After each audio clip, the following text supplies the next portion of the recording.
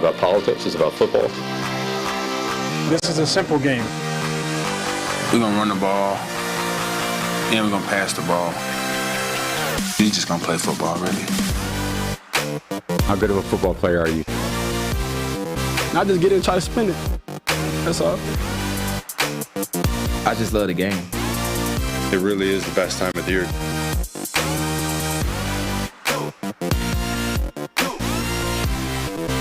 What's going on, everybody? Welcome back to It's Just Football. I'm Trevor Sikkema. That is Mike Renner, back on the desk. Good to be back.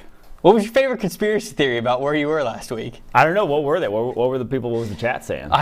People thought you got fired. People thought you were in jail. That's probably the most reasonable one. You know, people thought you'd fled the country. I don't know. Maybe people thought that like Seth beat you up. Maybe you were in Seth's basement, so he just took over your spot. No, I was just visiting my parents in Orlando. No, that's not it. No, that's not actually enough. We need more juice than that. I wish I had more to tell you. I played a lot of golf while I was down there. I'll say that. I didn't hate that I was gone. Great place for it. But I am very happy to be back, and I have a lot of takes that I've been stewing on for the last week. Yeah. You don't realize when you don't have like a platform to really get stuff out there how much just sits inside of you, boiling up. So it's going to be cathartic to get back. Well, we're going to be therapeutic for you. We're going to let you get it out. We're going to let you get all the takes. We got a lot to talk about from Week 9 in the NFL. As you guys know, it's a Monday show, so we're recapping all of what we saw from Sunday, a lot of the action that happened yesterday. What's up to everybody who's watching the show? Appreciate you guys joining in here for a jam-packed Monday show. We're going to do what we normally do here on a Monday. We're going to have game superlatives. We'll talk about the game that we want to talk about the most. We'll talk about the ones that shape the playoffs, shape the draft, and, of course, get to the games that just didn't make any damn sense that we want to get to, that kind of like Mike said, we've got to get some takes off our chest because we don't know what was going on. We're going to have a fun green screen game at the end of green screen game. There we go, a little tongue twister. At the end of the show to have a little fun with some highlights of some players and some coaches who performed this past weekend. But before we get to that, let's introduce the guys in the production booth. I'm calling it a booth now. We're calling it a booth. Yeah. It's not the production suite anymore. It's not the production room. We're calling it a booth. It definitely never was a suite, by suite definition, but booth. It also doesn't feel like a booth. It's bigger than a booth. Yeah, it's like a little bigger. But I always want to toss it to the booth. Mm-hmm. You know what I'm saying? Yeah, I just feels so natural. Mm-hmm. Like a booth, like announcers. Right. That's what I'm saying. It's probably about the same size. That's what I'm saying. Quinn, would you say that it's closer to a suite or a booth, though? I don't know. What do you guys think? Suite or booth? It's like a walk-in closet. I think walk-in closet. Let's go to the walk-in closet. We'll call it a Beat laboratory. All right, we're gonna throw it out to the Beats laboratory. My Beat laboratory.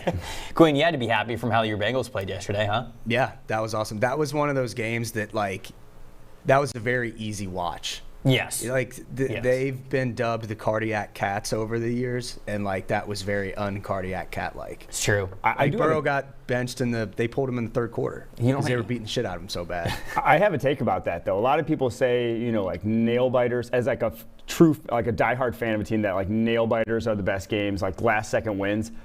I'm of the opinion that the blowouts are the most fun games to go to that I've ever been to. 100%. When I went to the Giants-Packers playoff game in 2016, I believe it was, or maybe 2017, whatever that one was, where they just housed them, had a Hail Mary at halftime, and it was over the whole second half. Those are the most fun ones because you get a whole half to just celebrate. Right. Right. There's no stress involved at all. You just know the win's coming. Yeah, and you're halfway through the second half. You're like, okay, should I stick around for the 4 o'clock slate? What are we doing after this? Whereas if you're fighting with every play, it's not always like that. Right. So no, I'm with you. Nico's calling it the production portal. I like that. Yeah.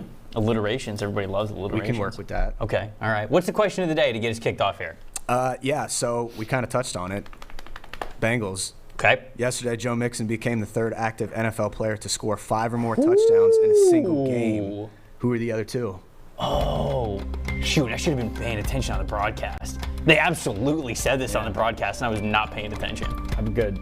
I know one right off the top of my head. The other one I'm trying to think. Who are the other 2 players that have scored 5 or more touchdowns in a single game? Well, nobody scored 6, right? It's just 5? I'm not sure. What Alvin Kamara against the Vikings was it? On maybe a Saturday game, or was it a Christmas game a few years ago? He had 5 or 6. He had a ton. I don't know this one off the top of my head. I do not know this one. Gosh. I was gonna go 4 more, but then I was looking at the list of active players that have scored 4 or more touchdowns. There's a lot. It's a lot. Yeah, like there's a lot. If you haven't There's a scored 4 touchdowns, are you even good? Yeah, right. No, you're a pleb. You're an absolute pleb. I'm trying to think who else would be. I'm looking at the chat because not I'm looking at the chat. Don't look at the chat. I'm looking at it because I don't know. I don't have any guesses. Nothing comes off the top of my head. A lot of people are guessing Kamara. So that's got to be one of them. That's got to be the recent one. And then somebody. There's a couple of other guesses here. I don't know if I want to say them or leave them for the end of the show. 5 or 6. Yeah, I don't know. I could. I want you to not look at the chat because Okay, I want you to stew on it. Right, I just want you to stew on it because you have a chance to get this one right. I have no idea. I wouldn't have even got Kamara right. I didn't even think of that one off the top of my head. But there's a handful of guesses that now that I'm looking at them, I do think that they're right. So you got a chance for this one. Okay. They're notable players. All right, I'm thinking. You would for the guesses that we have up here. Okay. All right. So that's the question of the day. Which players other than Joe Mixon have scored 5 touchdowns in a single NFL game? So that is our question of the day. Also have to shout out our chat champ from Friday, Mike. This user's name is El Mucho Ding Dong. Oh, man, after my heart. That was like my Xbox gamer tags back in college. I had like a string of like free accounts that I used to get, and they were all awful. I remember one was, I can't even say what they were. Don't out yourself too hard because I'm sure that back in the day they weren't pretty. But it was funny because I was referencing El Mucho Ding Dong's comments on the show, and then this person called me out in the chat, and they're like, "You're too big of a coward to say my name." And so I did on the show, and then obviously they were having a lot of fun in the chat, so they're our chat champ. I don't know if El Mucho's in here. Is he? I haven't even seen him here today. Got to get him in. Somebody's got to hit him up. Hit the notifications. He's got to represent the chat today as we talk about everything that we saw in Week 9 of the NFL. Let's talk about some game superlatives, Mike. We've got a typical Monday that we do here, breaking these things up into 4 different categories.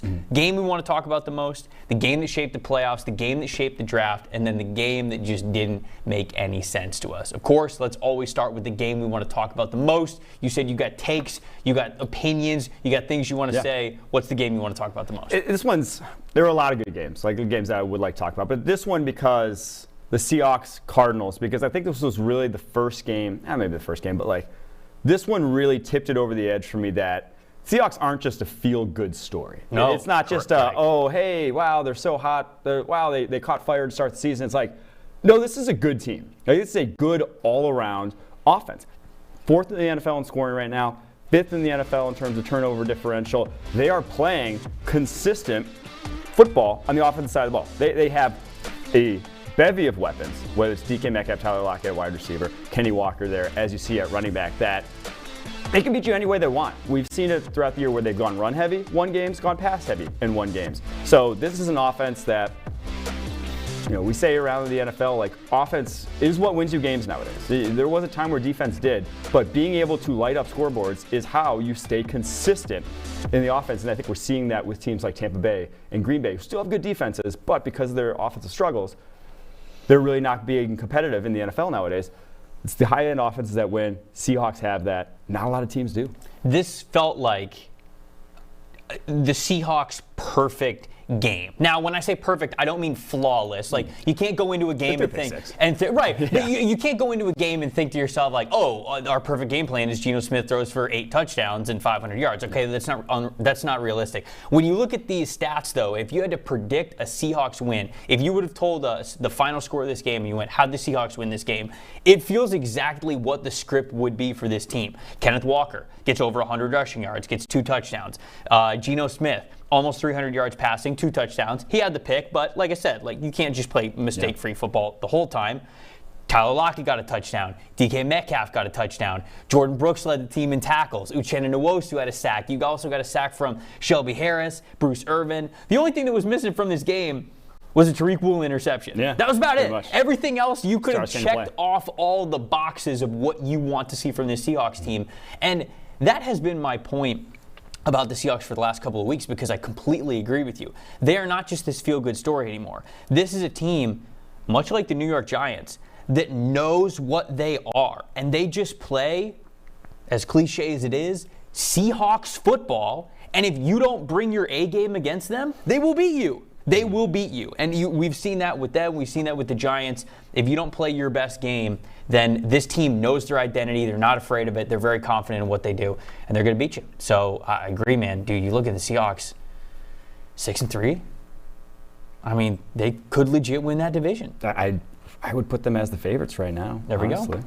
All right, so the game that I want to talk about the most, Miami Dolphins and the Chicago Bears. And I want to talk about this for both sides of things, but I'll start with the Dolphins.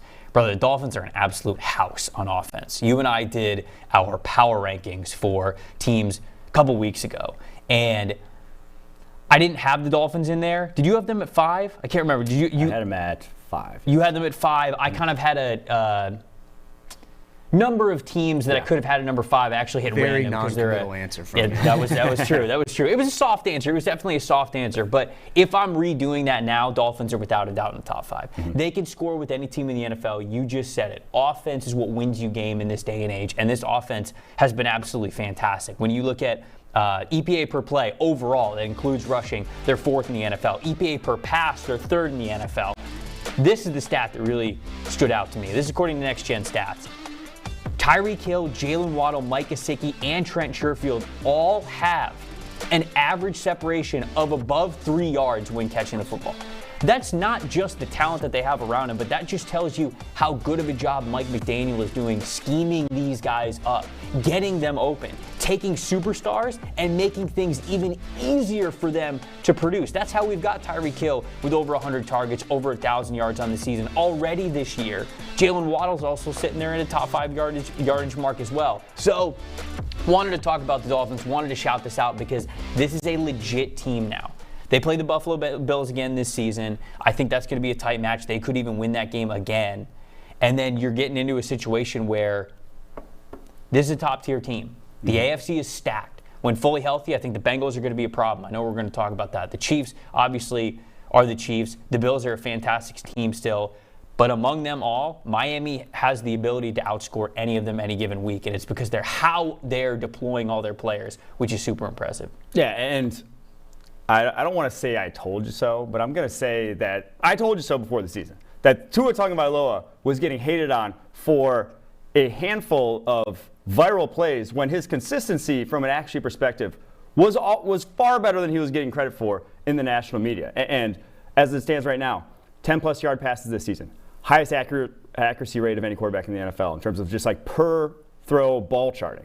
Highest or lowest percentage of off-target throws of any quarterback in the NFL. Per, again, ball charting. That's kind of irrespective of how open the guy is. He's putting it on them consistently. And yeah, this is an insane wide receiving core. Like that was, a lot of quarterbacks would have success in it, but Teddy Bridgewater wasn't having the success that Tua had. Skylar Thompson wasn't having success that Tua had because Tua, extremely quick decision maker, gets the ball out on time, and very, very, very accurate with the football. That's just a recipe for success. And like you said, this is an offense that can put up points on anyone right now. When Tua Tagovailoa has been playing number 1 in EPA per play of any team in the NFL with him under center. This offense is tough, man. The defense side of the ball has got to figure some things out, as we saw. Defense is always up and down, though. You just got you got to hit it hot, really, when you get into the playoffs. That's all you want. You want the offense to be humming, but the talent is definitely there. I do want to say on the other side of things, Fields looks so much more confident than he was in the beginning of the year. Now notice, I didn't say that he looks unbelievably better because the passing is still a work in progress. He's still missing guys. The accuracy is still an issue. But the thought of, we did an exercise on this show, who's going to be the starting quarterback for the Chicago Bears next year? And we kind of thought about it. We're like, is it Fields, or actually the door is kind of open for it to maybe be somebody else? I think that door should be closed now because we're seeing what he's like when he is fully confident. And now you give that guy that we saw this week time to figure it out in the passing game. Bears offense scored more points than the Dolphins offense did yesterday. Yeah. Right? And it's just, that's because they're playing with so much confidence. The passing game is still a work in progress, there's no doubt about it.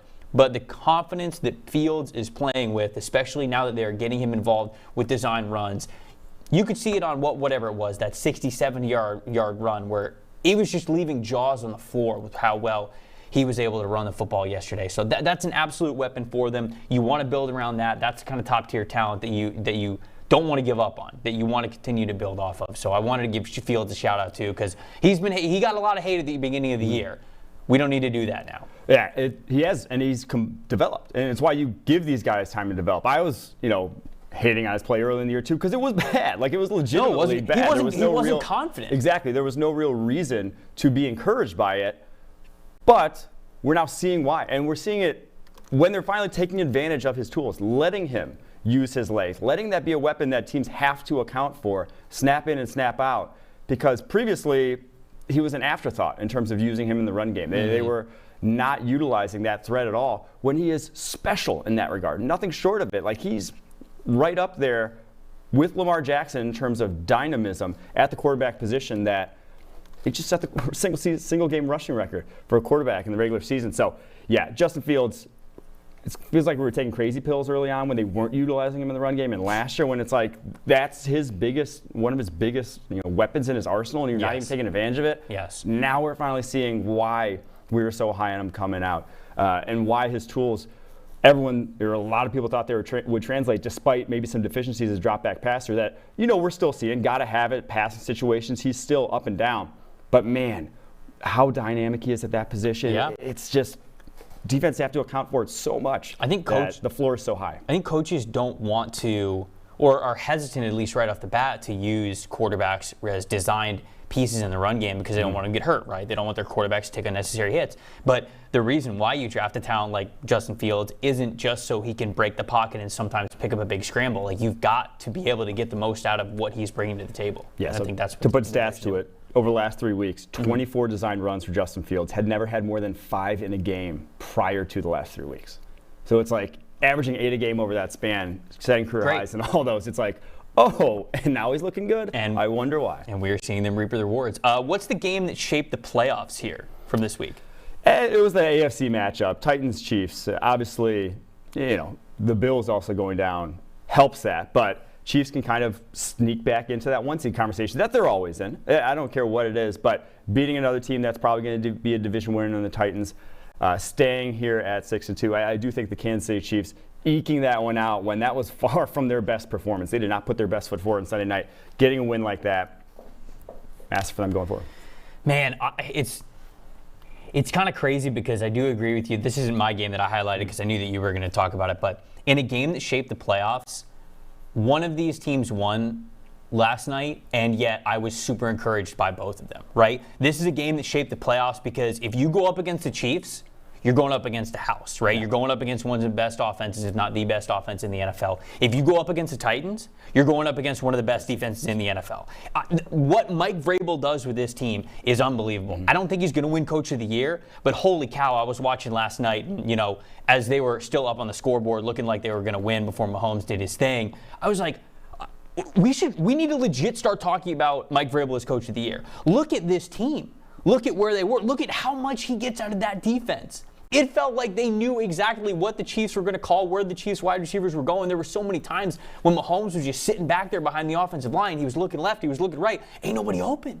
Because they know the skill sets and they know the tendencies of all of these players. That's coaching. That's study. That's approach. See, I had a different takeaway, though, in that I think this was the Titans showing that they're just not going to compete, that they're not capable of competing, because you couldn't do much better. You couldn't do much better than that, and they still lost. Yeah, but that was the perfect game for them, but they're just never going to put it together offensively. You have Derrick Henry getting whatever he wants on the ground, 115 yards. You have Malik Willis going for 40 yards on the ground. Like, you ran the ball well when they knew you were just going to run the football, but they still can't compete because they don't have the talent at wide receiver to do so. So I do hear what you're saying there, and that ultimately would be the one point that I would make alongside you. But I don't want that to sit here and think and make it look like, oh, like they can't compete. I certainly wouldn't go that far. Malik Willis had 1 or 2 dimes down the sideline, a couple of those go balls where if the receivers just come down with them, this is probably a Titans win. We're probably talking about the Titans winning. Now, to your point, that is the deficiency at wide receiver talent. But if you play, they went into Arrowhead, they went into Kansas City to face the Titans, and they punched them in the mouth basically the whole game, and Mahomes did his thing in overtime. Like I said, if you catch 1 or 2 of those passes, Titans win that football game. So where wide receiver talent is an issue, I think that you can still win with this team in the playoffs, even against some of the best. I worry. We have the stats of the wide receivers. The right now, margin and for this error is low. Is because the stats from these wide receivers is so insanely bad. You just look at dead last in targets this season, catches this season, yards this season, touchdowns this season, broken tackles, and explosive plays of any wide receiving core in the NFL. Dead last in all those. Look, it's not great. And it's not even close. They have one broken tackle after the catch among their entire wide receiving core.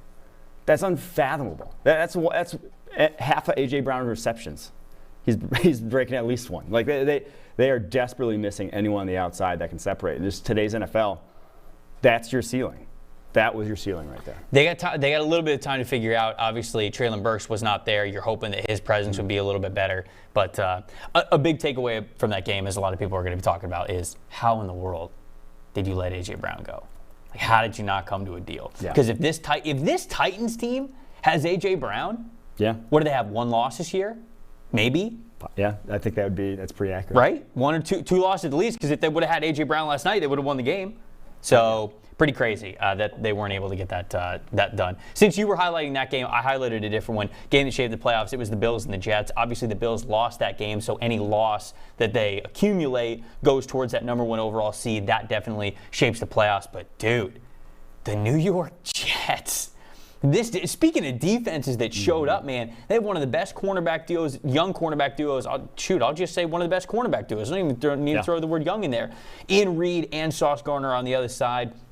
The front 4 playing really well right now. Quinnen Williams is a constant disruptor every single season. They've got a pass rush specialist, Bryce Huff, undrafted free agent out of Memphis from 2020 who is just on fire. He's got a 25.4 pass rush win rate. The only, I'll say, like, notable name, like the big guys at the top, that have a better pass rush win percentage is Myles Garrett. Bryce Huff's playing less snaps. It's more specialized opportunities. But still, man, this dude's getting after the quarterback. He's doing exactly what he wants to. Going into this week, okay, so this is before the Bills win. The Jets had a 64% chance to make the playoffs. You know that's going to be in the 70s after picking up a major win against the Bills. And they had the 23rd toughest schedule remaining, Bills included, as one of those opponents. You get that out of the way, all of a sudden, the Jets have a 70-ish% chance to make the playoffs and one of the easiest schedules in the NFL moving forward. Now, their toughest stuff kind of does come up next. They've got a bye week, and then it's the Patriots, it's the Bears, the Vikings, and then the Bills. They get out of that 2-2. This team is going to be on a road to the playoffs, man. I never thought this was going to be the case with the Jets this year, but my hat is off to what Robert Saleh is doing. So this had to be a major game that shaped the playoffs, not just because the Bills lost, but because the Jets picked up a big one and they looked for real, especially on that defensive side of the ball. Yeah, doing what they did to Josh Allen, they made him look more human than anyone's come close to doing this season. So it's not just, it's that they're loaded kind of everywhere, and especially along the defensive line, in that they can bring in, like you said, Bryce Huff, not even a starter, bringing in, he can get after quarterbacks. Jermaine Johnson, not even a starter, he can get in and get after quarterbacks. They have backups on that defensive line that would be starting for a lot of teams in the NFL, and that's how you have to do it, right? If you don't have the one elite guy, the one Aaron Donald, the one Myles Garrett, loading up on as many guys who can, possibly win their one-on-ones at any given moment, can also get you a dominant D-line. All right, what's next? What's the game that shaped the draft? Game that shaped the draft, I guess we have to talk about it. It is the Packers at the Lions. Packers now 3-6, own the 8th overall pick in the upcoming draft. Highest they would have drafted since, I believe, 2006 when they drafted A.J. Hawk, unfortunately. No, I love A.J. Hawk. But Green Bay Packers, they had me looking up how the contract for Aaron Rodgers would do via trade this morning. That's how bad things have gotten. How much they were going to have to, how much a cap hit they'd take to trade him. What'd you find out? I found if they post June 1 him next offseason, it's reasonable. Okay. They'd take a big hit, like somewhere way over $30 million for the next 2 seasons, but then it's not completely decimating their cap. And at this rate, their next 3 games, I believe it's the Cowboys, Eagles, blanking on the other third one at the moment. They will not be favored in any of those 3 games. If they go to 3-9 heading into the game against the Chicago Bears, it might be Jordan Love time. It very well might be Jordan Love time at some point this season, because Packers are just tough. Look at Aaron Rodgers' stats here versus man coverage. This is the biggest thing. They do not have the guy when you're lining up one-on-one across the board that you're going to trust. Look at how diabolically different those stats are. .197 was 6th in the NFL that year. .238 was top 5 last season. He is bottom 5 in 2022 among starting quarterbacks against man coverage in the EPA per dropback. And that's like Aaron Rodgers' calling card, is decimating man coverage because he's so deadly accurate, because he can put the ball wherever he wants to. He just doesn't have the guys to give him the windows at this point in time. It's not looking good. Packers schedule, by the way, it is Cowboys. They're hosting the Cowboys. They're hosting the Titans. Okay, there you go. And then it's at Philly, at Chicago. But then it's hosting the Rams, and then it's at Miami. So that's 3 guaranteed losses there. Probably 4 guaranteed losses. Lamar Jackson to the Packers. Should we get that rumor started? You said that, my heart dropped because I forgot the trade deadline is passed, and I thought that you were just very casually dropping that in on the show for us to discuss. That would be nice. I have no idea what the future is going to hold for the Packers. Dude, what did you make of the reports that they obviously were in the Claypool sweepstakes? We already kind of knew that before the deadline. But then after the deadline, it was reported that they went after Darren Waller, didn't get anything done. And then they offered a first for DJ Moore. That's going to be a top 10 pick. That's number 8 overall. Yeah.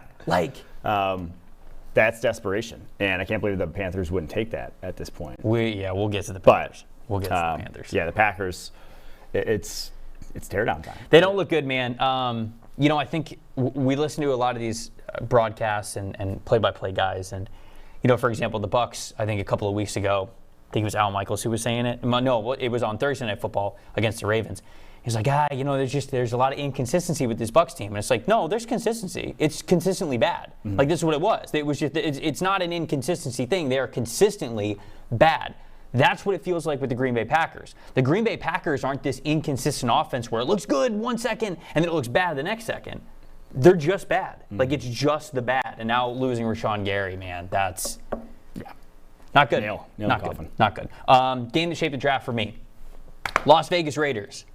Jacksonville Jaguars. Obviously, the Jags getting back in the win column, that pushes them further from the top of the draft, which, look, we like to see it. I know the Jags probably aren't going to make the playoffs this year. Jags fans are probably like, oh, well, let's just get the highest draft pick we possibly can. But nobody wants them to be picking in the top 3 for the 3rd year in a row. It's just not what we want. They're going in the right direction. I have a lot of faith in Doug Peterson and where that team is going with him. I think Trevor Lawrence started the game a little shaky, like that toss pass that ended up being a fumble. For as much as people are blaming it on Hasty not catching it, like, it felt like Trevor Lawrence was almost like pump faking. Like, he was just like trying to, I don't know, man. It looked so unconfident, and I was like, it's going to be a long day for Trevor. But he rebounded, which was nice. Obviously, Travis Etienne's a fantastic story as well.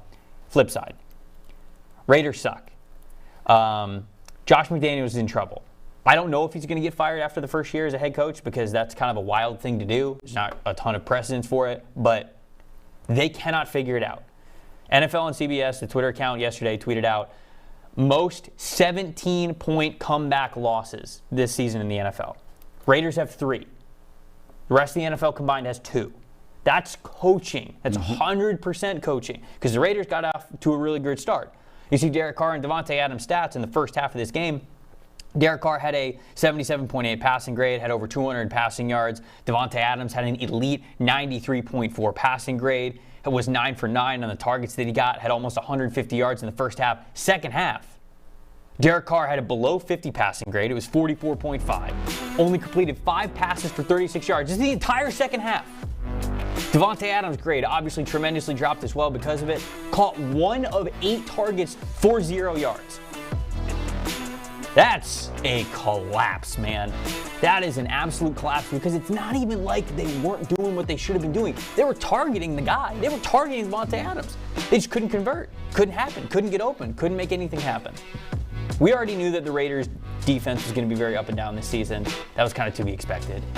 But we were sold on Adams being back with the Raiders, and that offense really taking the next step, that being able to propel them to a level where they can pick up their defense most of the weeks. They can't. This team's in shambles, and they're headed for a top 5 pick. Yeah, and it goes back to one of the biggest things we say here about team building is knowing where you are as a franchise. And the Davante Adams trade, the Chandler Jones signing, that looks horrible in retrospect, were just moves that showed the Raiders didn't know where they were as a franchise. They overestimated how close they were to competing drastically as a franchise, and I think they're going to pay for it over the next few years, because it's going to be difficult to bring in too much talent through that doors with the contracts they now have on the books. Yep. Last one. What's the game that didn't make sense? The game that didn't make sense was actually the Bengals-Panthers game. The Really? fact that the way it won, now them blowing them out made a lot of sense, but the Bengals running the ball at will against what was a top 5 run defense in the NFL going into this week in terms of EPA per play. The Bengals were a bottom 5 rush offense going into this week in EPA per play and had the single highest EPA per play per rush of any team this season in any week this season. Did not make any sense that the Bengals all of a sudden just came out and punched them right in the mouth. Obviously a great sign if you're a Bengals fan in this offensive line, how they perform. Or is it? Because this is going to be tempting now for Zach Taylor to run the ball. That was my thoughts exactly. You know? When That's it's a good good, point. when it's I like good, that it's point, bad. actually. The cynical fan. Yeah. When it's good, it's bad. But it just, that didn't make sense. Anyone would have come out and said, oh yeah, Mixon, 150, 5 touchdowns. You laughed in their face. But that's why you play the games. You know, a sneaky part of this for the Bengals, it doesn't have to do with the draft or anything, but it does have to do with the playoffs. Bengals are a team that they're still hoping that they can win their division. They're 3-1 at home this season, and their only loss is that Steelers game at the beginning of the year where Joe looked absolutely terrible in the first half, which they should have won anyways. So they were very close, maybe a coin flip, you could say, making the kick from being 4-0 at home this season. You go back to last year, including the playoffs, they're 6-1 in their last 7 games at home. Home field is becoming huge for this Bengals team. I was thinking about it yesterday. I was watching them put it on the Panthers. I was like, I feel like every time Cincinnati's at home, they're playing incredibly well. And you look at the way the AFC playoffs are setting up right now. Dolphins are surging. Bills dropped another one. Jets are sitting right there. If the Bills end up not winning that division, maybe there's a chance that the Bengals are matched up against them in the first round. Right? And if the Bengals get home field because they win that division, all of a sudden if you're playing the Bills, that game gets a lot closer than I think anybody would have expected, especially after they get Jamar Chase back. So home field advantage could be really huge for the Cincinnati And they do Bengals. play end of the season, week 17. Do they? So, yeah. You're in Cincinnati, so. I got to stop you guys real quick. You thought I was fucking with you earlier when I said Lamar to the Packers. I'm not fucking with you now. Frank Reich, gone. Yeah. No. Just fired him, yep. That Live one's on the wild. show. That one you called it. You said he waved the white flag when he benched Matt Ryan, and it's difficult. hard, man. It is difficult to watch Sam Ehlinger the past 2 weeks and say that they made the right move if they were trying to actually win games this season. Yeah. Now obviously they were dead in the water no matter who they were starting. It just wasn't as good a football team as it needed to be. But The problem is, and I think that this is an indictment on the team building with Frank Reich and Chris Ballard. That offensive line that is one of, if not the highest paid offensive line in the NFL, is the reason why they're losing. So they went into free agency, the draft, team building, everything, and set up things in the trenches the way that they wanted to. And now that is literally the Achilles heel of their team. And it's really hard after you go through also veteran quarterback after veteran quarterback to now have it look the way that it did this year. So much so that you already benched Matt Ryan. Mm-hmm. And it's just it's hard for Reich, an offensive guy, to overcome those kinds of woes. And I feel like I didn't think he was going to get fired here in the middle of the season, but I'm not saying that this wasn't the move that should have been made eventually. So maybe they're trying to get ahead of the curve with it. It's difficult really to say who was the man pulling the trigger for the decision they made at quarterback in recent years. But if it was Reich, it's hard not to put him on the chopping block then, because they've been so disastrous at the most important position. Trading a first rounder for Carson Wentz, that did have Reich's fingerprints all over it, obviously, with him coming from Philly to Indy, getting the guy he had there, and it crashing and burning as bad as it did, then missing the playoffs. That ultimately comes back to him if it was his call for them to bring in Wentz and then Matt Ryan, and then both to not pan out as poorly as they did. Someone did have to pay for that, because this is a tough football team right now. What did somebody say about Irsay? Somebody said something about Irsay. Cole said, not sure, is in the chat. Cole's not sure the Colts will get over the hump as long as Irsay continues to be involved as he has been. We also posted Frank Reich, a W or an L for the Colts firing him. More L's than W's. People giving, a lot of people just want Ballard fired. They're saying it's an L because Ballard should be out too. I don't know if Ballard's going to get out. Ballard has been coasting off that 2018 draft for... Yeah, let's look at the Colts draft. Okay, 2018. Quentin Nelson, Shaq Leonard, Braden Smith, Kimoko Ture, Tyquan Lewis, Naheem Hines, who they don't even have on the team anymore. They traded. Fantastic draft there, obviously, though. Yeah, but then that was a good since draft. then, the next year, 3 second-round picks turned to Rock Ya-Sin, Ben Banigou, Paris Campbell. None of them even won on the football field. Obviously, they traded Rock Ya-Sin away. Next year, Michael Pittman, Jonathan Taylor in the second round. 2 really good picks. Julian Blackmon's also good. Quite a bit better, but then the next year, Kwity Paye, Daya Odeyingbo, both Kwity Paye's good. solid, friend of the show. I just think there's only so much that you can do when you don't have a quarterback. Yeah. When you've been the general manager this long, you have to take a legit swing at quarterback, or people are going to start to get impatient. Oh man.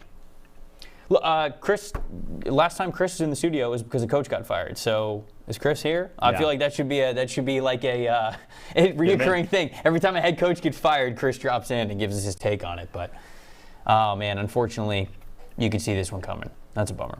That's definitely a bummer. Last game that we got in Superlatives, the game that didn't make sense, the Rams and the Buccaneers. Both these teams stink. I thought it made perfect sense based on how they played all year. That was exactly what we saw. Stink, man. It didn't. It still doesn't make any sense. Why? Did you hear Jeff Darlington's report before the game, where they talked to the people in Tampa and they're like, "Yeah, we're not running the ball, and we're not running the ball well, and the reason we're not running the ball well is because we don't run it enough." Yeah. Makes you think. Running game was still bad last night. In fact, the most indicting thing that I saw in the Bucs run game was, Mike, I don't know if you caught this during the game. At one point, the Bucs were in 3rd and 2 on the Rams' 3-yard line. So 3 yards just to get in the end zone. The Rams were playing too high. The Rams were playing too safeties high. out the back of the end zone. Safeties were in the back of the end zone.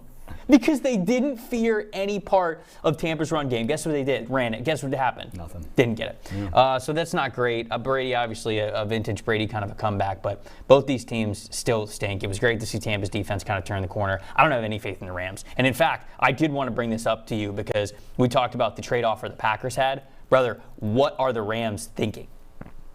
2 first-round picks and a second-round pick for Brian Burns. Yeah. I watched this team yesterday. If you at any point could have told yourself that they were one Brian Burns away from all their woes going away, you're nuts. Brian Burns' pass rush feels like the least of their worries. Torrey Lewis is playing well. Aaron Donald's obviously a freak. Guys in the front 7 are playing well for the Rams. And you almost offered 3 top 50 picks for Brian Burns. Brian Burns going to play O-line? Brian Burns going to run the ball? Brian Burns going to catch passes? No, no, and no. Yeah. What I mean, they're paying for nuts the strategy. Nuts. Because yeah, but I can even understand the strategy itself. Yeah. That move? Oh, that would have been insane. Yeah, and that's committing to their strategy Wild. Long after it's Wild. Gone through its usefulness.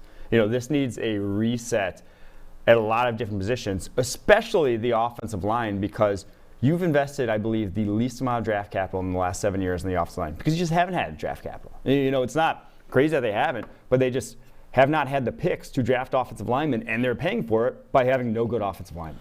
You know, like that they were getting propped up by Andrew Whitworth playing until he was 40 a lot last year and being useful still at an age where no one else has been useful in the history of the NFL.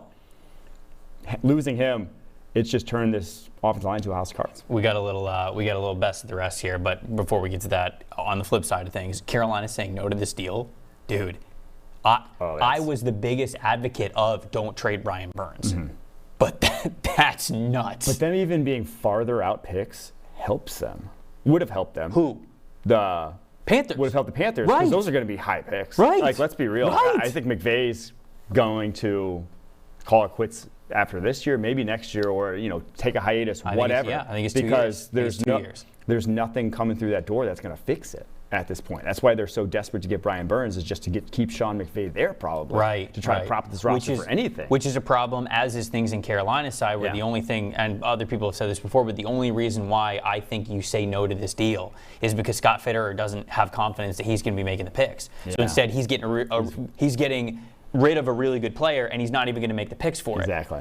it. You cannot have a front office that is operating like that. If your GM does not have the job security to take the trade that the Rams offered you, make the change anyways. Get somebody in there who's brand new. You're not in a good place. Exactly. So wild. It's all wild. What about the best of the rest? Give me a shout out, real quick one, on a game that we didn't have as a superlative. I just wanted to quickly give a shout out to the Chargers because they're 5-3.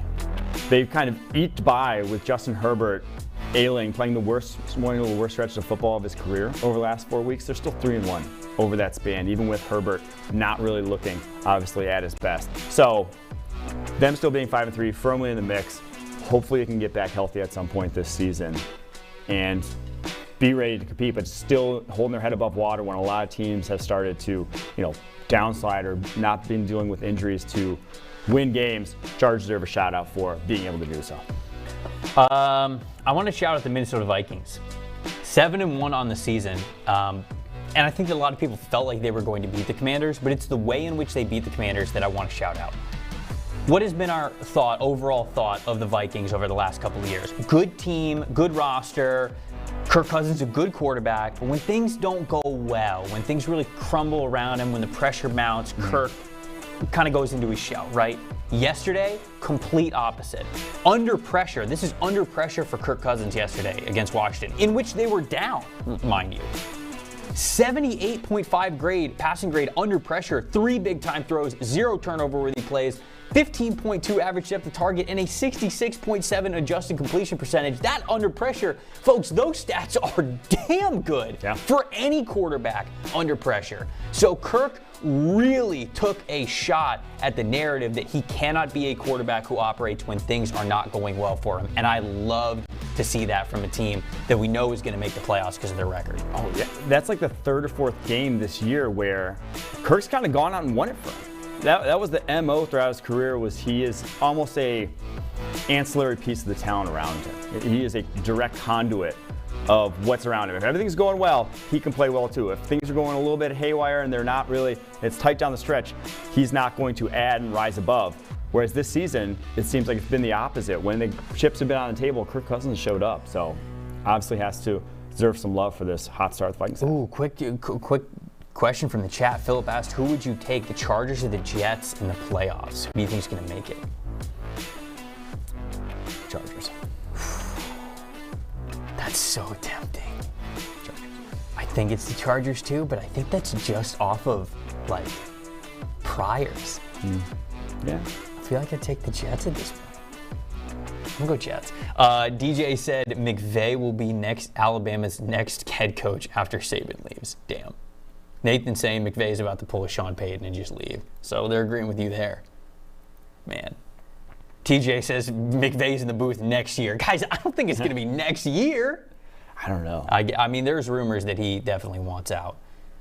That is a reckless trade that they offered. Reckless. I respect teams going all in on a winning window. But my God, man, if you had that, when Sean McVay left, that means the core would probably be gone. Jalen Ramsey, Aaron Donald, Matthew Stafford, Cooper Kupp, most of those guys would be gone as well. What's left on the roster? It would have been the worst organization in football. No question about it. Yeah. I mean, that could be 2 top 10 picks. Wild. All right, let's refresh the timeline. A couple of you guys referenced a couple of these tweets already at the top of the show. The first one, Mike, this was a shout out to your Packers. Lil Wayne himself calling Aaron Rodgers out. Did you see this tweet? Yeah. RIP of the season, because Lil Wayne's a Packers fan. He's also a Saints fan, but whatever. We'll let that slide right here. RIP to the season. We should have gotten rid of 12 before the season. Ooh. Damn. It's hard to, and he's correct. They should have, in retrospect. If they had deals on the table for even what the Seahawks got for Russell Wilson, they'd be in a better spot. They did. And they did. They definitely did. Rival number teams. So, very unfortunate. I will say it's not like Rodgers himself looks depleted physically, ability-wise. Yeah, he looks frustrated though. He definitely is just frustrated, and he's making dumb mistakes that are born out of that frustration. And if he were in a better situation, I think he could still get back to the level we've seen the last 2 years. It's just that situation at walking through the door in Green Bay anytime soon. So it will be interesting to see if, one, he still wants to play after this year. Yeah. Two, he's benched at some point this year in favor of Jordan Love. Because Jordan Love, they got to figure out what they got at some point. They do have to know going into at least next offseason when they got to make a fifth-year option decision on him, whether or not he's even close to looking like a starter in the NFL. Let's be real, though. Rodgers has 50 million reasons to want to play football next year. But then the other one being, would he accept a trade to someone else after that contract? Saying he wants to retire a Packer, would Colts. he want to go elsewhere, whether Colts. it is Indy, whether it is, I don't know, who else would even be on the market? You know Giants. what would be funny? I don't know about funny. Maybe it would be smart. Raiders get rid of Derek Carr. Raiders Go get back. Aaron Rodgers. So it's Rodgers and Adams Rodgers and again, Adams but it's in Las Vegas. I mean, if you're trading Derek Carr back to the Packers, I'd say no, but elsewise, yeah. God, look at how fast Eli is with the topic bars, getting the picture of Lil Wayne in there. Absolutely vintage. Got in the chat. Lil Wayne's absolutely in shambles. Damn. Lil Wayne is also cooked, much like Aaron. Whoa, come He's on. not, no, he's not like 08. Whoa. That's correct. He's not even close. How old is Lil Wayne? He's not that Not as old as you think. He's like 36, maybe. I would have guessed 39. Yeah. I would have guessed 39. All right. Next refresh timeline we got. I give a shout out to Kirk Cousins. Whole team is giving a shout out to Kirk Cousins. When he was dancing on the plane, I don't know if you guys saw this, but this is this. I don't even know what to say about this one. I'm pretty sure Kirk's the only one who's shirtless, or is the guy next to him shirtless? That's one where Kirk goes back to his wife and he's like, "Sorry, babe. I didn't realize that was gonna be filmed. Like, I'm just joking." What do you around." mean you didn't realize it was going to be filmed? Everybody and their mother had the camera out. He didn't realize it was gonna be like posted on like social media and go viral. He's I like, love it, man. Sorry, I was just trying to do it for the boys. I love it, promise man. I won't. Kirk actually. It was just a team building exercise. Yeah. He balled out. I absolutely love to see it. Last one, Chase Claypool. This one was, I felt bad for Chase Claypool on this one because they were, I think it was ESPN was doing the pregame broadcast and they were showing Chase Claypool and they were doing a look And how live. about the debut of Chase Claypool as a Chicago? That's not what we want to see today. Okay, a little. I feel bad for him. The man's just trying to warm Yeah. up. Man, she's trying to warm up, and that rep gets on national television. A little different than the OBJ warm-ups there that you see before the game. That's incredible. Dave Solfaro said Kirk cuz him. That was okay. It's not the best one. It's not the best one. TJ said, what a tool. Come on, TJ. He's having fun. Football's fun. Come on. Captain Spock with the Captain Kirk shout out. Yeah. Oh, Ryan said, get those high knees going. God, we gotta let the high knees thing in. All right, you want to play this green screen game? Oh yeah, let's do it. All right, cool. I think you're up first. Quinn, All right. does it matter who goes first? No, you guys can figure it out. I just, real quick, I want to go over the rules here because we did this last week. It's Okay. going to be a little bit You different. can walk over there. 30 seconds per round. You only get 2 guesses per round this time. If you get it in the first 10 seconds, you get 2 points. If you get it after that, you get 1 point. Okay. If you don't get it, 0 points. The only other thing that stays the same from last week, no proper nouns, right? So if it's Right. Bengals, can't say Cincinnati, can't say Ohio, obviously can't say the answer. But yeah, let's go. Okay, so if you guys joined us for last time, we want you to shout out the answers as well. See if you can get it. How we're going to do it is I have a stat that I will go off of that I will give to Mike, and he's got to try to get it with just the stat. And then if he doesn't get that, like Quinn was saying, within the first 10 seconds, then I can kind of open it up. And It's just a player, notice. correct? It is a player or a coach or a team. Okay. I think it can be any of those. But I'll specify with the stat, I think, Okay. who it would be. It should be, okay. So hold on, let me pull up the stats for yours. Okay, Let's do it. let's do it. Show them on the screen. Okay, so the stat for this one, his team won 20-17 yesterday. There were 3 teams that won 20-17, but his team was one of them. If you can guess it, obviously you get the extra point. It's a player or a coach? It's a coach. It's a Robert coach. Saleh. You got it. Let's go. Wow, he got it. Nice. He's the most photogenic one. That's why. points. That's good. That's good. All right, 2 points there. Okay, next one.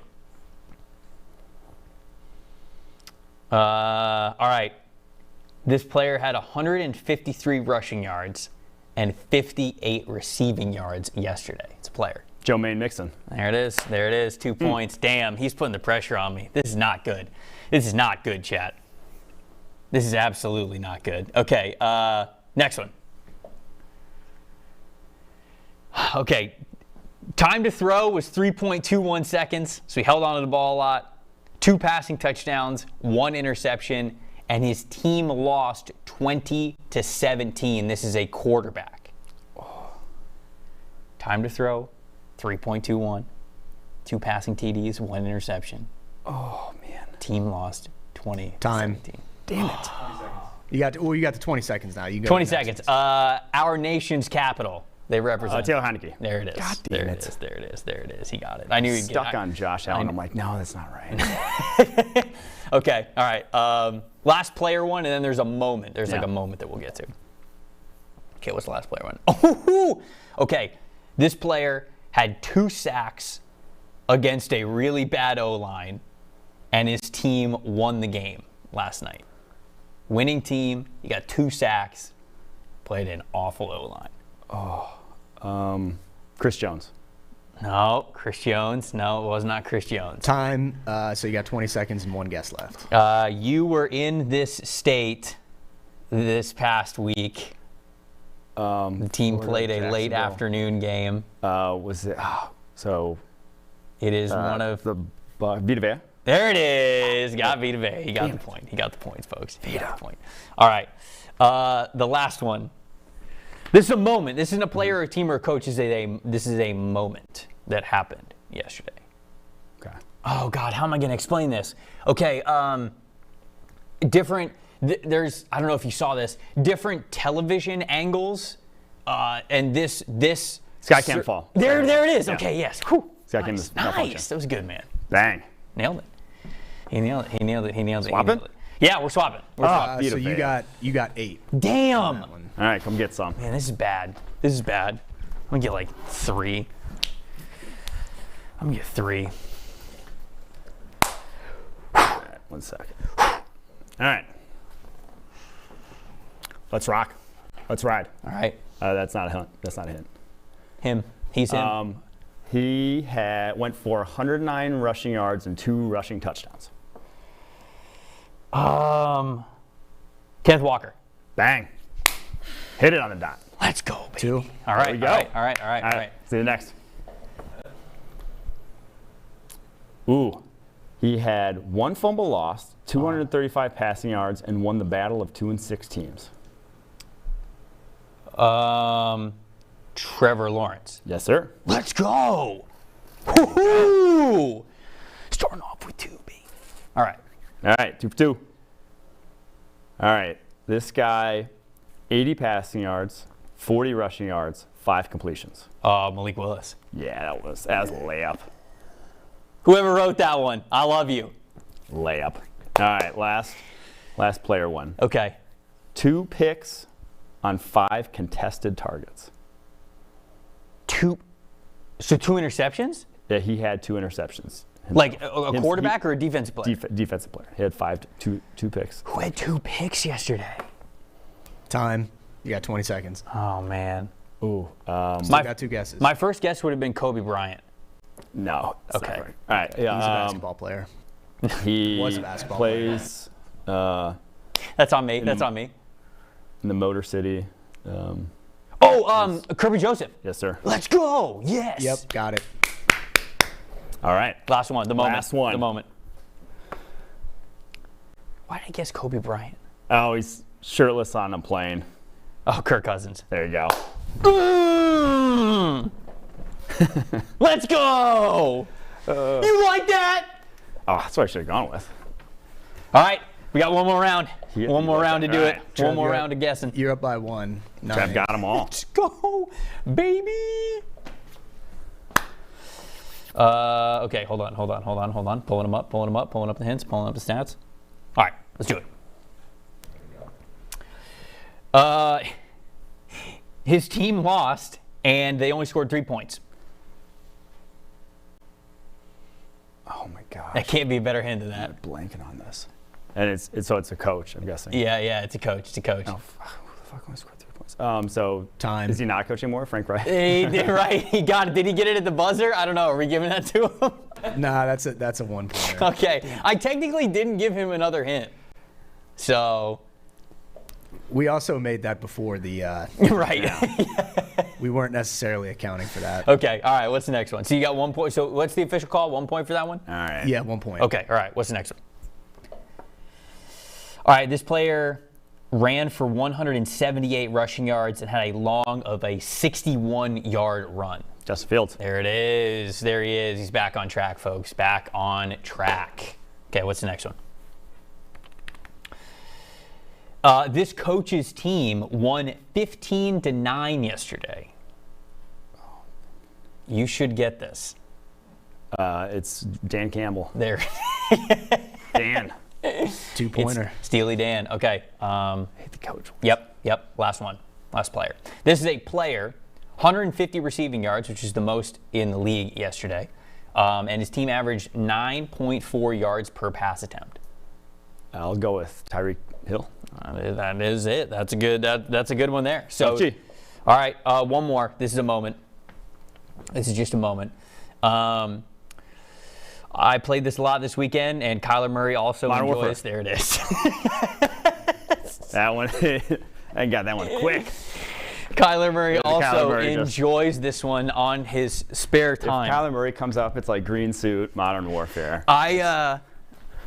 Oh, you gotta know. I actually one of my classes in Call of Duty, I named it the Kyler Murray class. So it's just what I think that Kyler would run in the game, honestly. Mike, you got 9 there.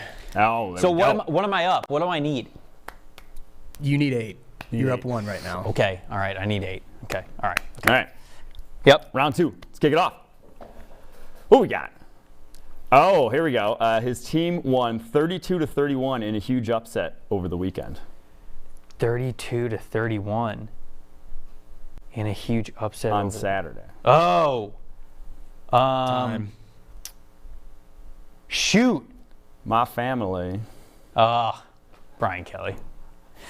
All right, there's one. Okay. There we go. Damn.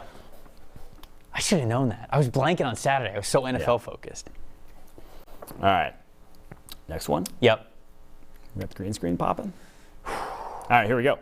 146 receiving yards, 2 receiving touchdowns in a loss. Devontae Adams. Correct. Woo. It's good. All right. It's good stuff. Good stuff. Good stuff. Good stuff. All right. Hey. 129 rushing yards and 2 rushing touchdowns on 28 carries in this AFC battle. Oh, it had to be Derrick Henry, right? No. Oh, damn. Plays. Time. 1 guess left. Plays the state you're from. Is it Travis Etienne? Correct. Ah, man, that was a good one. I thought for sure I was going to get that with Henry.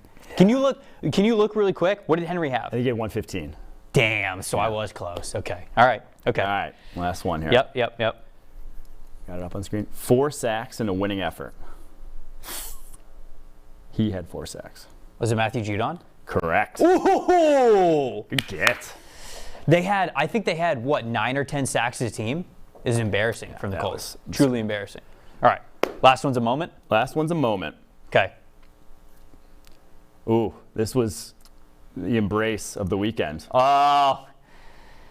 It was Byron and Tom coming together, going through the emotions, getting the I big love that you were win, on the green screen, like right in the middle of it too. That was too perfect. saving the season. Did I get 8? I don't even know. I can't. Yeah, you got 8. Let's go, baby. People in the chat were saying that my hints were better than yours. Oh, well, I didn't even have hints to give. No. I'm saying like I had my stats were more telling than yours were. So people were they were giving you credit for it. Okay. All right. Well, hopefully you guys enjoy that. I enjoyed it because I won, of course. Yeah. Let's get the people out of here with some Monday Night Football bets. Okay. We're talking spread, we're talking over/under, and we're talking a player prop between the Baltimore Ravens and the New Orleans Saints tonight. Mike, the spread on this one, I believe it's Ravens, 1.5 still. So as the road team, they're favored by 1.5. Who are you taking in this one? I'm going to go with the Saints at home. I don't really love either of these teams at the moment. But let's go with the Saints. Well, PFF Green Line, you can check it out right there. You can see that on the PFF app. If you have an Apple device, go to the Apple Store and download the PFF app. You can see all the betting tools that we have, like the one that's on the screen. It's giving you an F for that pick. Mine's not much better. I'm taking the Ravens. Yeah. That's why I don't really love either side. But I got faith in the better team, so I'm going to go with the Baltimore Ravens. Even though I do give respect to games that are in New Orleans, how the Saints play when they're at home, I'll still take the Ravens. Over-under is 46.5 or 47. It's kind of been fluctuating between those two numbers. We have on here 47 is our total. So you're going over or under this one? I'm going under that one. Okay. I'm banking on the Saints front seven playing a little bit better than of late. I'm going over. I'm going over on this one. I think that we're going to see some sparks fly in this game. I know that it's not the healthiest Saints team. They're not as rolling the way that we thought they might be, especially with this offense. But I think that we're going to get a decent offensive output for both of these teams. I really do. So I'm gonna go with over. Plus, I just want to see the over for sure. What's a player prop that you're betting on? I'm going Alvin Kamara under 4.5 receptions. Roquan Smith. Under. Oh, obviously playing a factor in that. Okay. I'm going to go Andy Dalton over 4.5 rushing yards. Just need one scramble, baby. Just one. Just give the man a little space. Red Rocket will get out there, and his legs will do the rest. That's what it's Red Rifle. Show some respect. Sorry. Red Rocket's what Marvel does. Oh. When you pat him on his stomach. So maybe that is a little bit better. I don't know. Yeah. Red Rifle. That is. Sorry. I disrespected Cincinnati Bengals great. Andy Dalton. Even though it wasn't meant to be disrespect. Sorry to Quinn. Sorry to all the Cincinnati Good prop, Bengals, though. He's a sneaky good athlete. No, of course he is. That's why I'm trying to give him props there. You bet Alvin Kamara. That's a good segue into our question of the day. Who are the other players who have scored 5 touchdowns in a single game? Joe Mixon did it this past weekend.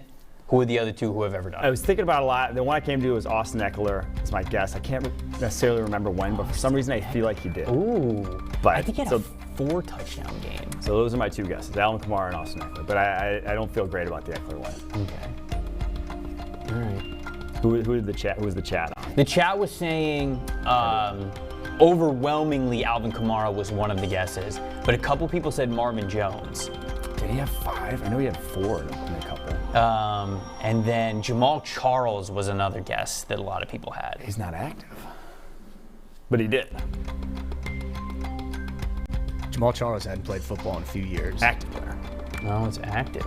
Because I know LT scored like 6 back in the day. And I think that was the record. So yeah, a lot of people said Marvin Jones. Okay. Who are they? I don't know. Only Quinn can tell us. Alvin Kamara is one. He had 6. Okay. Was either last year or 2 years ago. He had that 6 touchdown game. The other one, Jonathan Taylor. He had that 5 touchdown game against the Chiefs. I don't And then recall. obviously Joe Mixon recall? yesterday. Yeah. All right. There were a couple of people that guessed Jonathan Taylor. Do we have a chat champ for today? Did we have somebody who guessed it right? Yeah, Matthew Gibson. There it is. Did he get it right? Did Matthew get it right? Yeah, he got it right. There you That's why go. he's chat champ. Taking the crown from El Mucho Ding Dong, who did get in on the chat. I saw him get in on there. Chat champ had arrived. So taking the torch, Matthew, fantastic job on the question today. Fantastic job in the chat as always. Yeah, a couple of people were guessing Eckler actually with you. Roy got in the chat and yelled, "Frank Reich got fired." Yep, we did hit that earlier in the show. But Mike, first show back. How did it feel? Good, man. Knocking the rust off. Glad to be back. Very glad to be back. Yeah. Of course. Guys, thank you so much for watching. Hopefully you had a good time interacting with us as we recapped everything that we saw from Sunday's Week 9 slate. We cap it off with a Monday Night Football game tonight, and then, of course, tomorrow we're going to get into a lot of your favorite segments, one of which being Dogs of the Week. So Mike gets to give his Dogs of the Week. Hasn't been able to give off his takes in that way in far too long. It's been 2 weeks, so you know that Mike's going to come ready for it. You guys come ready for it as well. I'm Trevor Sikkema. That is Mike Renner. For everybody in the production portal, thank you guys so much for watching It's Just Football. We'll see you right here, 11 a.m. tomorrow. See you guys then. It's not about politics, it's about football. This is a simple game. We're going to run the ball, and we're going to pass the ball. He's just going to play football, really. How good of a football player are you? I just get in and try to spin it. That's all. I just love the game. It really is the best time of the year.